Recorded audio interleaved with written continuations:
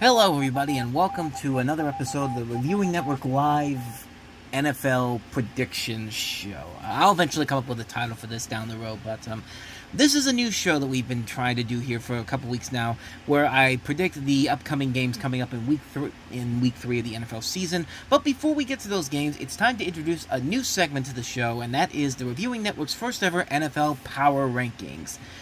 This is the list of the 32 teams, how I'd rate them from the best team I saw this week to the team that was the absolute worst team of the week. And this is going to be very different from the usual power rankings you see. Like if you go to NFL.com or CBS or ESPN or all these different NFL outlets, you might see people like teams like the Kansas City Chiefs or the 49ers or the teams that you usually would be at the top of those lists. You'd usually see them there. Not on this list. This is my personal list of where I'd rank the best is the way the teams are at right now. What I saw in week 2 that really impressed me, some of the big wins from the last week or so. I'm not going to delve into all of them here, but as you can see from this graphic I have here, I kind of put the list together in like a tier setting. So just imagine the top of the list here being the best teams overall in the league, and then you have S, then A, B, C, D, and F. F pretty much is basically the bottom of the barrel. And as you can see, there are a lot of disappointing teams on this particular list, but I'm going to run down my top 5 every week here. So let's just go ahead and jump right into it here. As you see the list go through here, starting at the bottom there. I'm going to go to the top 5 right here. And starting at number 5, I have the Kansas City Chiefs, which, yeah, they won their first 2 games of the season. Yes, they're the defending champs, but the Chiefs have not been... Here's the thing. The Chiefs won those games, but they were close to losing those games. Like Baltimore in the opener could have won the game in general if Isaiah Likely didn't have those sideshow Bob's-ass feet that he has, and, he stayed in bounds and caught that touchdown, because they were going to go for 2 and probably win the game at that point, but they didn't. Cincinnati was leading in the first half of the game, and then Kansas City came back as they usually do, and essentially got the win because of a obvious pass interference penalty. Sorry, Cincinnati. I'm sorry you don't want to hear that, but that was literally defensive pass interference, and it led to, of course, Harrison Butker kicking the field goal, the field goal that led to their win, 25-23. Was it 25-22? I think it was 26-25. I'm sorry, I got that completely wrong. 26-25 was the final score in that Chiefs game, but the Chiefs won that game. They have not been impressive wins, so that's why they're kind of in the middle of the top 10 in general, but Kansas City doesn't usually start off strong to begin with. They usually keep it going. They do get wins, but they're not like they're not really close. They're really close wins. They're not like blowouts in any way, shape, or form, so that's why I kind of have at the bottom of the list there, because, yeah, of the top 5, I should say, because they're winning those games, but nothing about those wins is really all that impressive. I mean, Travis Kelce hasn't really done a whole lot since the season began, but we still got 15 more weeks of the season to go. But so that's why they're number 5. Number 4 on my list, Tampa Bay, the Tampa Bay Buccaneers, after a surprisingly good revenge win against the Detroit Lions, getting revenge for the NFC divisional game they lost in January. Tampa Bay really could be one of those sneaky good football teams this year, because Baker Mayfield, talk about one of the greatest comeback stories of all time, after being in Cleveland, being probably their best quarterback they've had in years, actually getting them to the playoffs and actually winning a playoff game against my Steelers, and then they just throw him out the door 2 years later, a year later, and say, yeah, Baker, we know you did well with us, but we've decided we're gonna go all in on Deshaun Watson, and we're gonna ship you off to Carolina, which that didn't work out well for him. Went to the Rams for a little bit, and then of course went to the Buccaneers, where he has thrived there in the last 2 years. I mean, they won a playoff game last year, and so far they're looking like one of the best teams in the league right now, and it's really hard not to see why. They are playing really good football. Baker Mayfield's just coming back in a big way, man. I'm really happy for him, because he got a really bad screw job in both Cleveland and Carolina, but I'm glad to see he's finding success there. And they got a big revenge win over the Detroit Lions, who I think is still one of the best teams in the league, and a team that could easily be contending for a Super Bowl title. And at least in my opinion, I think they could be my dream Super Bowl is pretty much the Houston Texans and the Detroit Lions. You know, let's get some new blood in the Super Bowl, which basically means it's probably not going to happen, but it's fun to dream. But Tampa Bay, I thought they had a very good convincing win over the Detroit Lions. That's why they're number 4 on my list. Number 3, the Los Angeles Chargers, another sneaky good football team who got 2 very impressive wins. Jim Harbaugh, whatever that guy is doing, it's working, because not only is the passing game with Justin Herbert getting really good, Quentin Johnson, the rookie Ladd McConkey is really doing well. The defense is pulling up really good numbers. The thing that's really impressing me about the Chargers is the running game. Harbaugh took 2 of his brother's former running backs, J.K. Dobbins and Gus Edwards, and have so far made them the backbone of this football team's success. I mean, J.K. Dobbins, in 2 games, has over 260 yards rushing, which is something that not even LaDainian Tomlinson, the greatest rusher that the Chargers ever had, has been able to do, which is pretty impressive stuff for just 2 games in the season. I don't know if that's going to continue, but I'm really excited to see what Jim Harbaugh can do with the rest of the Chargers. And they're going to take on my Steelers this week, which we'll get to that in terms of the predictions a little bit later on. But I'm very optimistic to see what they do from this point forward. But moving on to number 2, the Houston Texans, which I think which, like I said before, they're my AFC dream pick for the Super Bowl this year. Coming off the successful year they had last year, and the first 2 games, they have looked pretty good for the most part. Last game, kind of a little bit of a mixed bag, but, when C.J. Stroud had big plays, he made them work. I mean, there was a lot of big plays made in that game against Chicago, including that touchdown to Nico Collins. This is a really good football team. It definitely looks like a much different Houston Texans team than what we're used to seeing. And if they can keep it going, assuming that there's no major injuries to any of the star people on the offense or the defensive front, this is a team that really could go deep in the playoff hunt. Like I said, could compete for a Super Bowl title in 2025. Like I said, one can only hope. But let's get to the number 1 team I have for the power rankings in Week 1, and that is a surprisingly really good team in the New Orleans Saints. Like, who would have guessed that the New Orleans Saints would be as good as they have been over the last, not just these 2 games that begin the season, but the last game of the season too. Keep in mind, they put up a ton of points in that last game against Atlanta, but this season, 47 points over Carolina, 44 more points over Dallas, I think it was. What was it, 44? It's either 41 or 44. Yeah, 44 points. They put 44 points over Dallas, who was supposed to have one of the best defenses in football. And, I mean, I know it's early on, and I'm really going to be cautious about this because, it's only week 2. But New Orleans, if they continue this going forward, I mean, this is a team that could easily be this year's Detroit Lions. They could be that football team that just is coming out of nowhere. They could be that team that just shocks everybody and really just becomes that sneaky team that could make a deep playoff run again if they continue on this trend. They've got some tough games coming up, including Philadelphia this week, and then they've got Tampa Bay the next week, and then I think Atlanta comes down their way after that, if I'm not mistaken. But if they keep this up, they are going to be one of those teams we're going to be talking about for a long time as a Super Bowl contender this year. So, right now, the number 1 team in the country, at least in my personal opinion, is the New Orleans Saints. So, this list can easily change every single week, too. So, this isn't going to be something like the regular, like I said, it's nothing like the NFL power rankings you see everywhere. It's not going to be the same teams up at the top of the list, unless they do something I really, really like I'm really impressed by.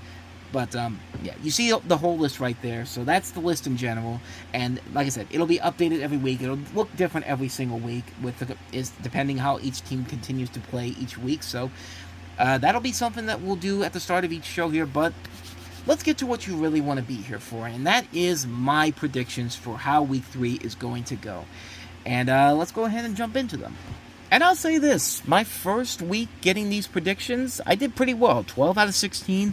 75% correct. So I really went into Week 2 thinking that that this is going to be a new era for me. I wasn't going to get too many wrong in general. There was no way that I was going to be completely hosed by this week's games in general. Absolutely no way this was going to happen whatsoever. Oh, good Lord, what the hell happened? I went from 75% correct in Week 1 to 37.5% correct in Week 2. But then again, Week 2 had a lot of games that just, nobody expected to end up like they were. Like, who would have guessed the Saints would go into Dallas and beat the Cowboys that badly? Who would have thought the Raiders would go to Baltimore and beat the Ravens? And the Ravens would be sitting at 0-2, on the cusp of sitting at 0-3. Who would have thought that the Falcons would win against Philadelphia the way that they did? I mean, this was one of those weeks that was just so... It's just one of those weeks where it completely decimates all your expectations in general. But yeah, so basically I've got a lot of catching up to do here in week number 3, but I'm feeling a little bit more confident about my picks for this week. But then again, don't quote me on that, but let's go ahead and get to the week 3 predictions. So let's go ahead and start off with the Thursday Night Football matchup we have tomorrow night, and that is the New England Patriots versus the New York Jets. The last AFC East matchup we had on Thursday Night Football was really, really underwhelming. It just goes to show that, yeah, Thursday Night Football is not the best week for football, unfortunately, because I said it last week and on social media that Thursday Night Football basically comes down to this. A divisional matchup that should be interesting and should be a close matchup is either a blowout or just nothing happens whatsoever of interest. It's a game that is very low scoring. It's a game that does not usually have a lot. It's like the games that should be exciting and engaging and interesting and important for the playoff implications, because they're divisional games. They always end up being underwhelming. They always end up being blowouts. They always end up being games where one team is clearly outdoing everybody else on the other team. Just nothing of value comes from these games whatsoever, but the NFL doesn't think so, and people are still watching. 33 million people watched the Buffalo Bills completely decimate the Miami Dolphins last week, so shows you what I know. But this week we have the New England Patriots taking on the New York Jets. Now, the Patriots have had the Jets' number for many, many years. The Jets very rarely beat New England, and that was like that in the Bill Belichick days. It was like that in the Tom Brady days. Even when Tom Brady wasn't there anymore, the Jets were still getting decimated by the Patriots. The only time they've ever won when Tom Brady left was last year, and that was Bill Belichick's final game. But of course, now Aaron Rodgers is healthy. He's gone through 2 games without any serious injuries, so that's a good sign. But New England, they're a team that could be something, but you could tell they're just slowly building to the inevitable ascension of Drake May as the quarterback going forward for them. And I feel like this is a game where everyone's predicting the Jets should take this one because the Jets have the better team in general in terms of talent and the fact that they got a win against Tennessee last week. But then again, that was mostly because Tennessee was just botching themselves up, specifically Will Levis in general. But for this game in particular, I don't know. I want to say the Jets. I think they finally bucked that trend. But then again, New England's had their number for years, even when Tom Brady isn't there. When the Jets actually had talent on that roster and there was a hope for them, they have never been able to get past that second hurdle more times than not. And the Patriots play a good game right now with these 2 games that they've had. They've depended mostly on the running game. Jacoby Brissett has done a good job of not turning the ball over. You know, there's a good group of talent there, and I don't know. I think there's enough there for New England to eke out a win here. This one, it's going to be an ugly matchup, but I think this is one where New England sneaky gets the win. I think they are the team that could easily get this win in general here. So I'm going to go ahead and say the New England Patriots will win this one. I give the Patriots a 2-1 record, and then the Jets will drop to 1-2. Moving on to the Sunday games, we have the Cleveland Browns and is hosting the New York Giants. And the New York Giants, they tried to get a win on Sunday against the Washington Commanders. Unfortunately, their kicker got injured on the first play of the game. And because of that, Brian Daboll decided, we're not even going to bother having the kicker kick field goals or kick extra points for us. We're going to keep going for it on 4th down until we get it right somehow. And the Giants scored touchdowns against Washington. However, Washington got the best of them, and they didn't even score a touchdown to do it. They got their first win, Jaden Daniels' first win in the NFL, all thanks to the kicker for the Washington Commanders. But they're going to Cleveland. Neither one of these teams really show a lot of promise in general. Even Cleveland, who won against Jacksonville last week, it wasn't an impressive win by any means necessary. And Jacksonville had opportunities to win that game. I mean, I don't know. I don't think this Cleveland Browns team is that good, but they're playing a really bad team in the New York Giants in general. So I do think that the Browns host the Giants, and the Browns do get the win here, but it's not going to be an impressive win. It's not going to really shock anybody. It's not going to really spike anybody's expectations of them compared to what they were week 1 after they got decimated by the Cowboys. So yeah, give me the Browns on this one. I'll take the Browns to go 2-1. Giants drop to 0-3. Next up, we have the Chicago Bears taking on the Indianapolis Colts, which Sunday Night Football. The Chicago Bears were the talk of the town, and Caleb Williams, I feel sorry for your O-line, man, because that's going to be the thing that's going to kill this guy's career. If the O-line problems can't get fixed with the Chicago Bears, Caleb Williams is going to be a bust sooner rather than later. I don't want to say that right now because it's only 2 games in, but that O-line definitely needs a lot of work. And the Colts desperately need a win, too. You know, they had a game that they could have easily won against Green Bay. They're starting with Malik Willis as the backup, but the Packers knew what they were doing. They depended on the running game with Josh Jacobs, and they have a defense that really came through when it mattered the most. And for the Colts, it was just too little too late to get anything going in general. I do think the Colts do get the win in this one. I think that Anthony Richardson does show that the potential that he has. Plus, you got to get Jonathan Taylor going, man. Like, you have Jonathan Taylor there. You've got an offense that is stacked with a lot of good talent all over you. And yeah, I know your defense is very banged up right now, but the Colts overall, I think they are the better team to handle the situation here. Yeah, Caleb Williams should probably get a couple touchdowns in here. Like, it's been long overdue for him to get one at least, because in these last 2 games he hasn't really done much to get them touchdowns in general. The offense for the Bears overall has been really sluggish in general, which is a shocker. But then again, it's a rookie quarterback. This is still a very much a new team, so it'll take time. I really hope the Bears aren't going to push this guy to get them to the Super Bowl immediately, because if they try to do that and force this guy to make decisions that are going to hurt the team, it's going to really hurt the team overall, and may end up having a situation like what's going on in Carolina. We'll get to that a little bit later on here, but for this one, I do think the Colts do eventually get their first win of the season. I think they will win this game. Put the Colts down for 1-2. Bears drop to 1-2. Moving on to one of the 2 matchups of the weekend that are between 2-0 teams, or as I like to call them, the pretenders or contender games, the POC games, if you will. Although some people might take that as person of color, but one of the 2-0 games to start is for this weekend, and that is the 2-0 Houston Texans going to Minnesota to take on the surprisingly 2-0 Minnesota Vikings.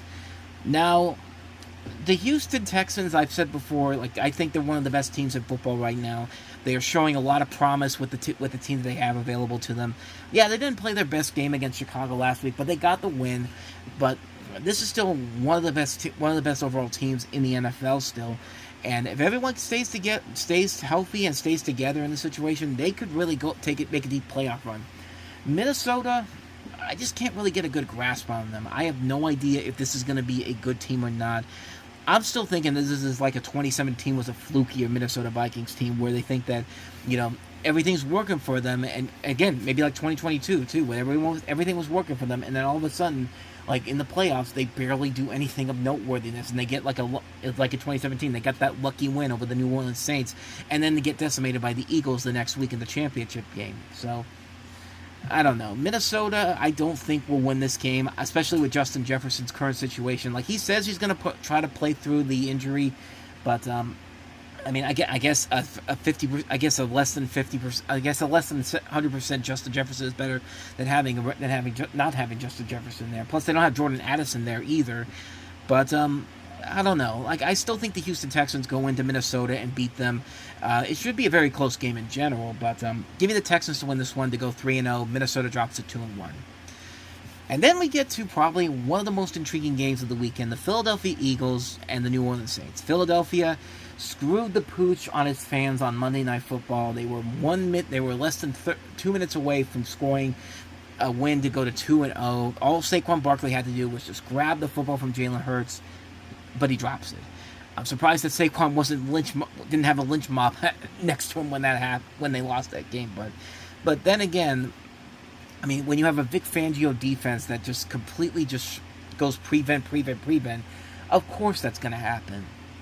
So now for the Eagles, this is a game where you have to get back on track here. I feel like that game was a wake-up call for the Philadelphia Eagles to say, hey, we cannot have a repeat of what we had last year in the second half of the season. We have to be better than this. And they're going up against the best team in the league right now in the New Orleans Saints, which, once again, this is the game that will show whether or not the Saints are for real or not. If the Saints go into this game and are able to knock down Philadelphia like they did to Dallas last week, that would say a lot about where the Saints go from here in general. But I think this is a game that the Philadelphia Eagles have to win it. I think they have to get that bad loss on them off their back. I think they'll be better prepared to take on this team in general. I think they won't screw the pooch on their fans in this one. So I'm going to take the Eagles in this one. Give me the Eagles to win this one, go to 2-1. New Orleans drops to 2-1. Moving on to the other 2-0 matchup between 2-0 teams, we have the Los Angeles Chargers going to Pittsburgh to take on my Steelers. And the Los Angeles Chargers, like I said, I think are one of the best teams in football right now because of what Jim Harbaugh is doing. He's making a simple game plan for both for the offense and the defense to just do what they need to do. You know, J.K. Dobbins having a monster first 2 games of the season, doing pretty well against two teams that. We know the Panthers are not a good football team, but the Raiders could be one of those teams that could go one way or the other. But they're heading to Pittsburgh, where the last time they were there, and I remember this game vividly because I was at that 2018 Sunday Night Football game when the Steelers had a pretty good lead against the Chargers, and then Phillip Rivers and company came back and won that game, and I left that game absolutely pissed off, like most people did. And that was when the Chargers were in the playoffs that year and went on a deep run, almost beat the Ravens pretty good, and then they got shredded by New England. But I have bad memories of that. And of course, the last time these two teams met in the regular season, it was in LA, and of course the Chargers beat them in that game because that was a game that was that game where the Steelers almost came back to win it. Like there were several games in that season where they could have done it, and they just couldn't seal the deal. And like I knew it. There was a point in that game when I just knew there's no way they're coming back from this, and I had turned it off, and that's when the comeback began. But then they couldn't finish the deal. They couldn't seal the deal. But now this is a completely different Steeler team with a team that is it's complicated. If you saw my power rankings, I have them right in the middle of the pack. They're the lowest team with a 2-0 record on that list in general because I really can't get a grasp on how I feel about this team. I mean, yeah. Justin Fields is playing good for them right now. I'm not going to say it's great football, but hey, he hasn't turned the ball over. The running game has been working pretty good, but the defense has been the strongest part of it all. But I want to see more offense. Like right now, I'm not seeing a different Steeler team than I saw last year. This is a new offensive coordinator in Arthur Smith, but it really does feel like the same offense that Kenny Pickett was running last year, and they got rid of him and Matt Canada for that. Like, don't be afraid to throw the ball down the field. You could throw it straight down the field, and it's not a big deal. It's just like, I feel like Justin Fields is kind of on a leash right now, where it's just like, don't turn the ball over. Just don't make any bad moves in general. Just keep, and like, these are critical games that the Steelers have to win because of how brutal that second half of the schedule is for them coming up starting in November. So they got to win as many of these games as they can. But the Chargers right now, they're playing really good football right now, and I've got those bad memories of the last 2 times this team has played them. But then again, they won that game in 2019 when they were in LA, but just those bad memories of 2018 and 2021, I've got a really bad feeling about this one for the Steelers, and who knows, maybe I'm completely wrong on it. Everyone says it's going to be a low-scoring game. I don't know. I'm not ready to really say that, unfortunately, but I'm going to say the Chargers do get the win on this one. I think they're going to have enough power there. Even if Justin Herbert doesn't play and Easton Stick plays, the backup quarterback, Easton Stick, this should be an easy win for them. And that'll make it even worse because you expect much more from the Steelers to win this game. And then, Easton Stick doesn't really have to do much. It's just like give J.K. Dobbins the ball. Just keep pounding it down the defense. Like, I feel like that's what's going to happen in this game, and I really don't like to do this to my Steelers, but I think this will be the one where they take their first L this season. So give me the Chargers to win this one. Chargers go to 3-0. Steelers drop to 2-1. And I feel like if the Steelers lose this one, they probably put Russell Wilson in next week against the Colts if he's ready to go. Which, I mean, let's see what Russell Wilson can do. We haven't really seen a full game where we can see what he could truly does. So I want to see Russell Wilson play for the Steelers. I think if you put him in there, I think the Steelers will actually start scoring more points than they are doing right now. But like I said, give me the Chargers to win this one. Chargers go to 3-0. Steelers drop to 2-1. So next up, we have the Denver Broncos and the Tampa Bay Buccaneers. One of the best teams in football going up against one of the most questionable teams in football right now, because the Denver Broncos, another team nobody can really get a true grasp of. I mean, Bo Nix has not been starting very strong. I think it was a mistake to let him start early on. I think you should have let Zach Wilson get a couple of tries in there before you trotted out Bo Nix as the next big thing. But I mean, there was a brief flashes of promise last week, but it's really Sean Payton who's really at the centerpiece of the hot seat right now, because, in that game, they had opportunities to win the game. They had a really good drive going where they had two big plays down the field where they could have easily changed momentum in that particular game. But then they just don't do anything with it because Bo Nix throws the interception to Corey Trice. And then at the end of the game, the 2-minute warning, everybody thought that they were going to go ahead and do the onside kick. And then Sean Payton decides, I'm going to punt the ball away, because even though I have one timeout and I probably won't get the ball back, just a really stupid decision on his part. Even though they did get the ball back, they couldn't really do a whole lot with a lot of time left. I mean, Pittsburgh could have ran the ball out pretty much all the way to the end, but like I said, they got the ball back, but they really didn't have enough time to do anything. If you think they're going to do the same thing to Tampa Bay, I really don't think so. So I think this is an easy win for Tampa Bay. Put the Bucs at 3-0, take the Denver Broncos to 0-3.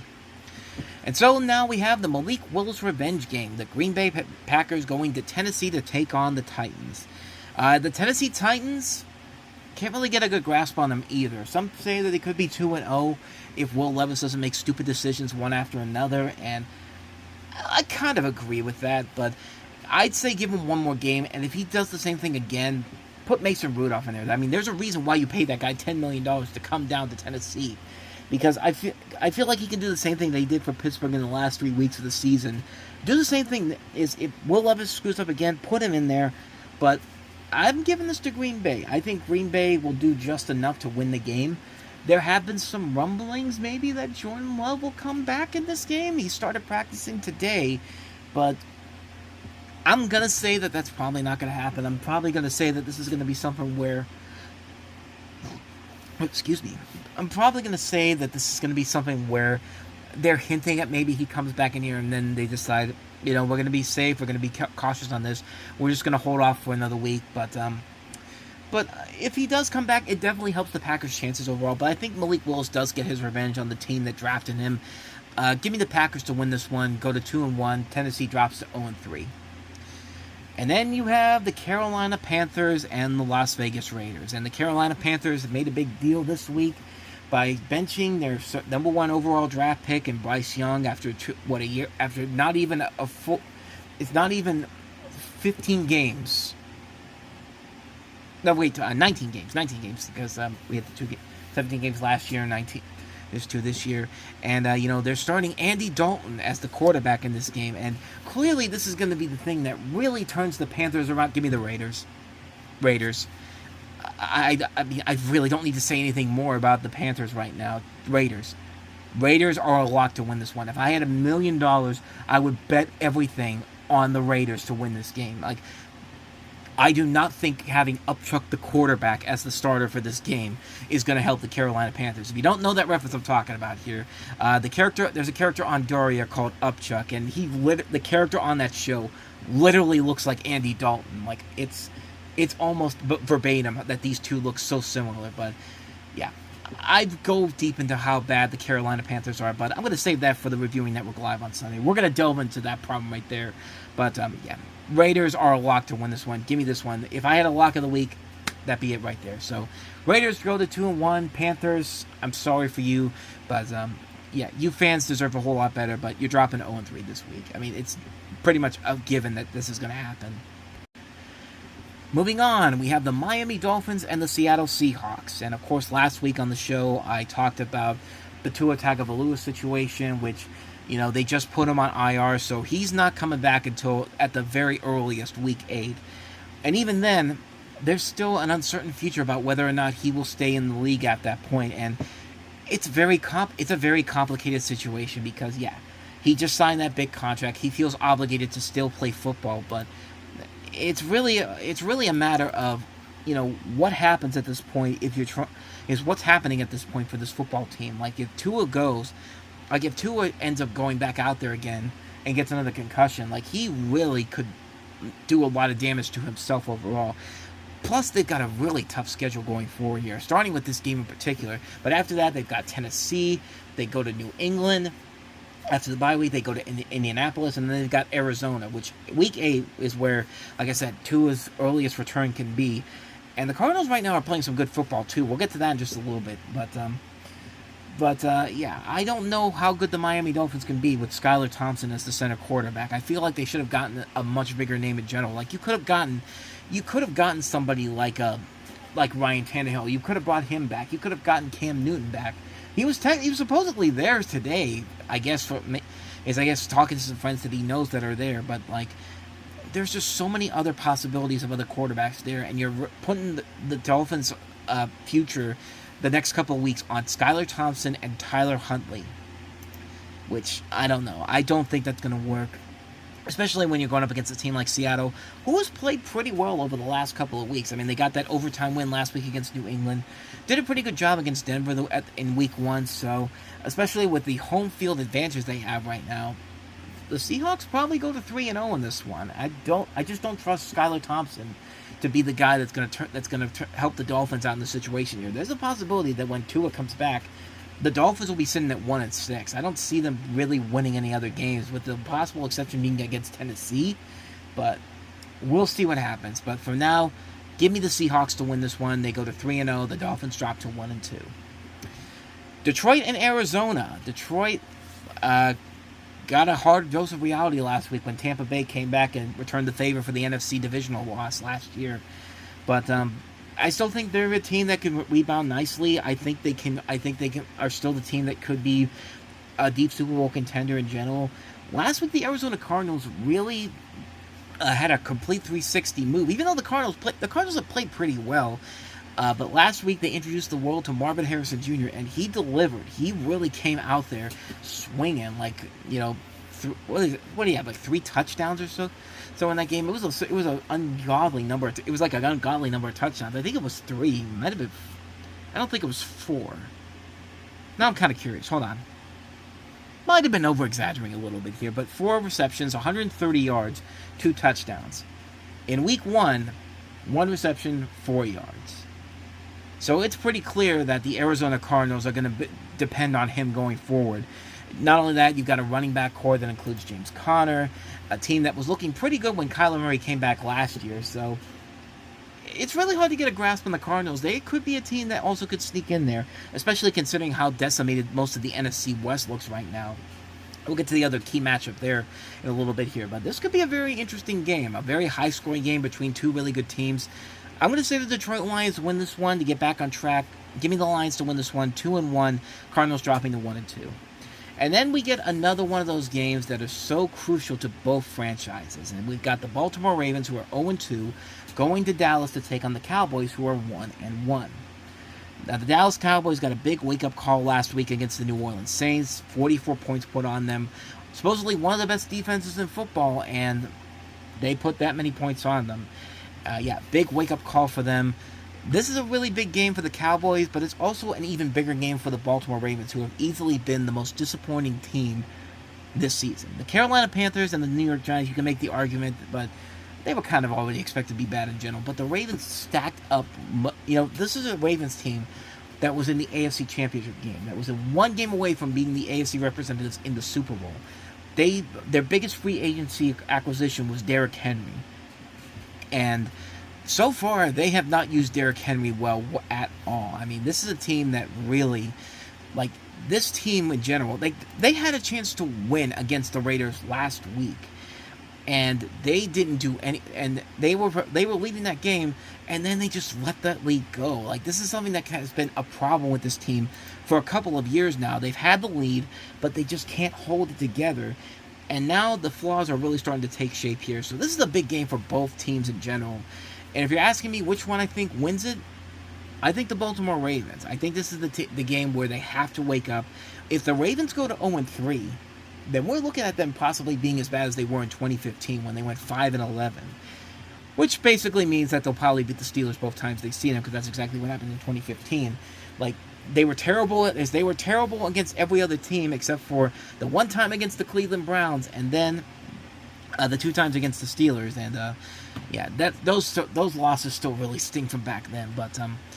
But yeah, if the Ravens start 0-3, we might need to be having that discussion about John Harbaugh potentially being outed pretty soon, because yeah, this is going to get ugly before it gets better if the Ravens, like, just to give you an idea of what the Ravens' schedule is after this game, because it's already bad enough that you have the Dallas Cowboys, but take a listen to the schedule going forward for this football team after this week. So they have to go to they host Buffalo on Sunday Night Football next week. They go to Cincinnati. They go to They host a Washington Commanders team that could be on the rise depending on how well they are at that point. At Tampa Bay, which Tampa Bay is playing good football right now, and then at the Cleveland Browns. So this team right now, if they're not careful, the most they could probably get to is maybe, let's see, 1, 2, 3. Maybe 3 and 4, and even then, that's the minimum for how. 4 is how many losses they had last year in total, like in the regular season. So if they don't get at least 3 wins over the next couple of weeks here, this team could be in serious trouble, and they're showing a lot of problems.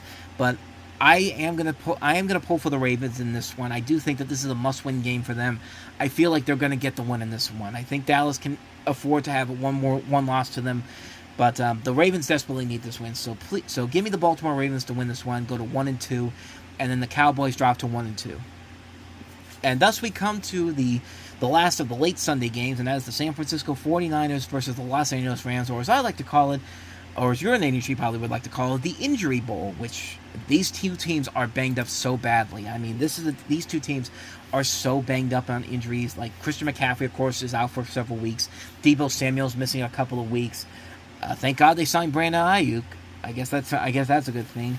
But yeah, they are going to be riding on a lot of other talents that Brock Purdy isn't so used to adjusting to, and the Rams are just decimated all over the board. Like, they lost Puka Nacua for several weeks.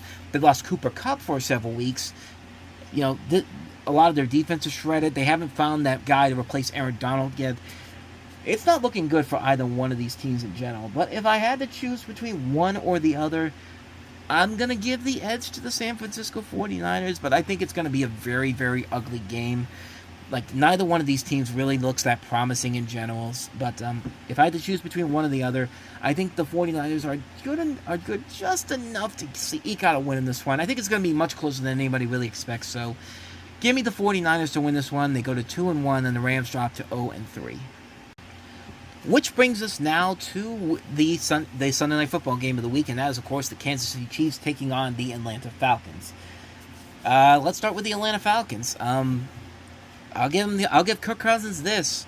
You know, you don't do a whole lot during the course of the game, and then in the final less than 2 minutes, you go down the field so easily. Like, I was stunned at how quickly they got down the field. Like, they wasted no time at all going down the field. It's just like, where the hell was this throughout the course of the game? Because, like, they had that one drive where they got the ball to Darnell Mooney against Philadelphia, and then they just did absolutely nothing. Bijan Robinson had a good game there too, but that one last drive where Drake London caught that touchdown, and it's just like, where was that the whole game? Like, it's unbelievable. It is unbelievable how the Falcons won that game in general, but I think it was more because of Philadelphia choking at the last minute.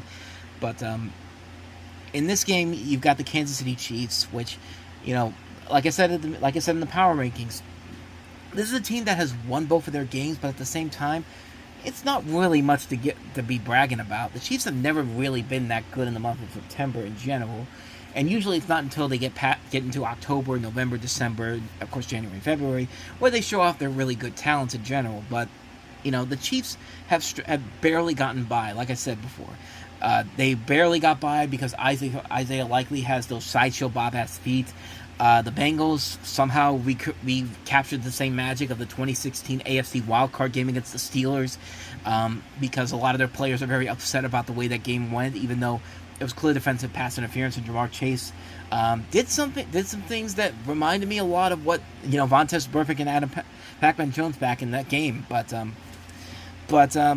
that's a whole other subject altogether. But we'll get to the Bengals in just a second. But yeah, I have no reason to believe the Chiefs will let the same thing happen to them that happened to the Eagles on Sunday. I think they're too smart enough to make sure that does not happen. Patrick Mahomes is smart enough to not have that happen to him. So give me the Chiefs to win this one. Falcons, you got that cheap win against Philadelphia, and that was probably your only win you're probably going to have for a little bit here, because the schedule does not get easy for the Atlanta Falcons either. And let me see, what's their schedule like? Because I know it was not an easy schedule after that. It's not an easy start to the season for them, because after Kansas City, they got to take on the New Orleans Saints. Then they got to take on Tampa Bay. They probably don't get their next win until they face Carolina on the 13th of October. But, yeah. So give me the Falcons to win. Not the Falcons. Give me the Chiefs to win this one. Chiefs go to 3-0. Falcons drop to 1-2. And now we've got a Monday night doubleheader. And speaking of teams that desperately need a win, the Jacksonville Jaguars have to get a win, but unfortunately they got to go to Buffalo to do it. Jacksonville is 0-2 right now, and kind of like with the Ravens, if you go to 0-3, you can pretty much kiss your playoff hopes goodbye. Jacksonville showed promise in the first week of the season, and then in week 2, they just really didn't do much in general. They didn't really do anything in particular, even though they were dominating in the second half against Cleveland. Cleveland really wasn't helping anything either in the second half, but you expect so much more from them with the way they've been playing, and I feel like this is a must-win game for them. Buffalo probably is everyone's pick to win this one, and I kind of feel like that should be the case, but for some reason I'm going with the fact that Jacksonville desperately needs a win to keep any hope alive. So I'm calling this my upset here. Give me the Jacksonville Jaguars to beat Buffalo. I think it'll be a very close game, but I think Jacksonville will eke out a win in this one. So give me Jacksonville to win this one, go to 1-2. Bills drop to 2-1. And last but certainly not least, we have the Washington Commanders and the Cincinnati Bengals. Like I said before, Washington won on Sunday, their first game of the season. Jayden Daniels gets his first NFL win, even though technically none of it was really because of him in general. Mostly because they had a pretty good kicker that could kick 7 field goals against the New York Giants. And then you have the Cincinnati Bengals, who, like I said before, they showed some flashes of that Cincinnati Bengals team that got too cocky in that 2015 season, that 2015 AFC wildcard game that, of course, they could have won, but then they just fell apart at the worst possible time. I saw little brief flashes of promise, of that in this Chiefs game last week, along with the brief flashes of promise. I do think the Bengals do eventually regroup. They get back on track here. They get an easy win here against the Commanders. I mean, this is a game that they gotta have. I mean, this is a game that they have to have in general. They've started 0-2 the last 4 years, but this is a critical game for them. This is the game where I feel like if they don't win this game, kind of like with the Jaguars and Ravens, you can kiss the season goodbye at this point. I mean, this is pretty much a must-win game for the Cincinnati Bengals, and the Commanders are a much better team overall than they have been in recent years, but I still think the Cincinnati Bengals pull off the win here. So give me the Bengals to win this one, to go to 1-2, Commanders dropping to 1-2. Alright, so the recap of this week's predictions. I have the Patriots over the Jets, the Browns over the Giants, the Colts over the Bears, the Texans over the Vikings, the Eagles over the Saints, the Chargers over the Steelers, the Buccaneers over the Broncos, the Packers over the Titans, the Raiders over the Panthers, the Seahawks over the Dolphins, the Lions over the Cardinals, the Ravens over the Cowboys, the 49ers over the Rams, the Chiefs over the Falcons, the Jaguars over the Bills, and the Bengals over the Commanders. So those are my picks for this week. Let me know down below what you think of my predictions. But before we go, we have one last thing to announce, and that is that by popular demand, you didn't know my nickname was popular because I'm the one that's demanding this, but by popular demand, Sunday, October 6th and Sunday, October 20th, we are going to be doing another live rewatch on the Reviewing Network Live of the is of two Pittsburgh Steelers games. They play Sunday Night Football on October 6th, where they play the Dallas Cowboys, and on October 20th they play the New York Jets, both at Acrisure Stadium. So I'll be live watching the game. I'll be recording my thoughts during the game in general, and you'll see that as the focus of both of those episodes on October 6th and October 20th. So if you want to see what I had to do, it's the first time I did this with the Steelers and Falcons opener. Go ahead and check out the playlist on the Reviewing Network Live episodes, and you'll see it right there. And see what I had to say last week about my predictions last week. So if you like this video, hit the likes button, hit the subscribe button, hit the notification button.